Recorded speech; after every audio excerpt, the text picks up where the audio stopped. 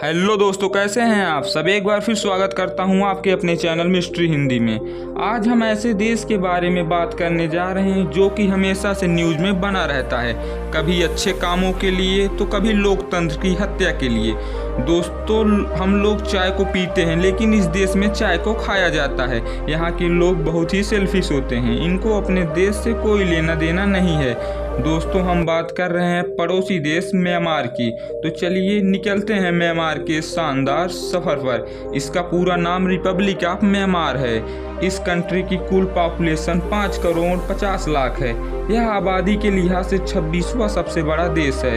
इस देश को युवा देश कहा जाता है क्योंकि यहाँ की जनसंख्या का औसतन उम्र 29 साल है। अब जब तक इस देश में अंग्रेजों का शासन था तब तक इसे बर्मा के नाम से जाना जाता था। जैसे ही यहाँ से ब्रिटिश चले गए वैसे ही यहाँ का नाम बदल दिया गया। देश की तरह इसकी राजधानी का भी नाम कई बार बदला गया। पहले यहाँ की राजधानी रंगून थी, बाद में यंगून हो गई, लेकिन अब इसकी राजधानी का नाम नैपिडो है। दोस्तों, इस देश को जवान लोगों की कोई कमी नहीं है, लेकिन दिक्कत की बात यह है कि यहाँ के लोग को कामचोर कहा जाता है। म्यांमार के लोगों के बीच फिशिंग का धंधा भी बड़े पैमाने पर किया जाता है। जी हाँ, सिर्फ अपने देश में ही नहीं बल्कि यहाँ मछली पालन करके विदेशों में भी निर्यात किया जाता है। सबसे ज़्यादा यहाँ की फिश की सप्लाई न्यूजीलैंड में की जाती है। एक वेबसाइट के मुताबिक म्यांमार घूमने के मामले में 3 सबसे बेहतरीन देश में शामिल है। तभी तो यहाँ पे लाखों की संख्या में पर्यटक आते हैं, इसलिए टूरिज्म जीडीपी में बड़ा योगदान देती है। म्यांमार में 89% जनसंख्या बौद्ध धर्म को मानती है। भारत से शुरू हुआ बौद्ध धर्म पूरी दुनिया में फैल गया है, लेकिन म्यांमार में उसके अनुयायी बहुत ज़्यादा हैं। यहाँ पे हर जगह पे भगवान की बुद्ध की प्रतिमा मिल जाएगी और यहाँ पे एक से बढ़कर एक भगवान बुद्ध के मंदिर हैं। चौंकाने वाली बात यह है कि यहाँ पे 89% लोग भगवान बुद्ध को मानते हैं, लेकिन लगता है उनके दिखाए गए रास्तों पर चलना इनकी बस की बात नहीं है। दरअसल बात यह है कि यहाँ पर हद से ज़्यादा आंदोलन होते हैं। म्यांमार में हिंसा बहुत ज़्यादा होती है।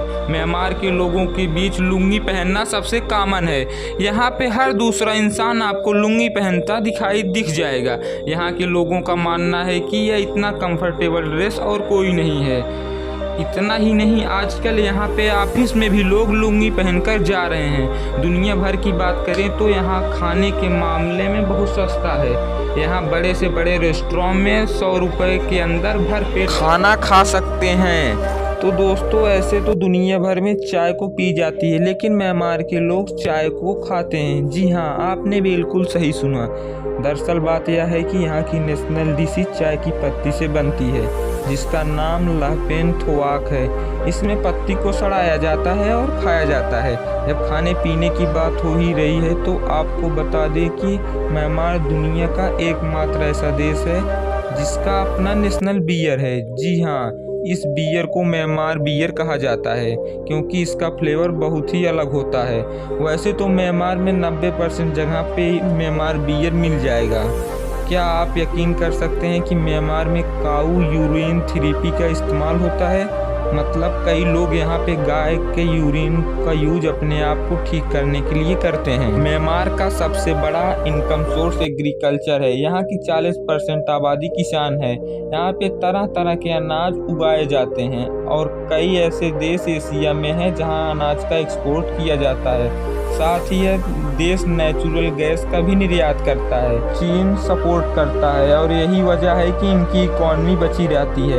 एक चीज़ और जिसकी वजह से म्यांमार का बुरा हाल है, यहाँ पे बहुत ही घोटालेबाज लोग रहते हैं। यहाँ पे सरकारी नौकरी अलग से पैसा कमाने के लिए ही लोग करते हैं।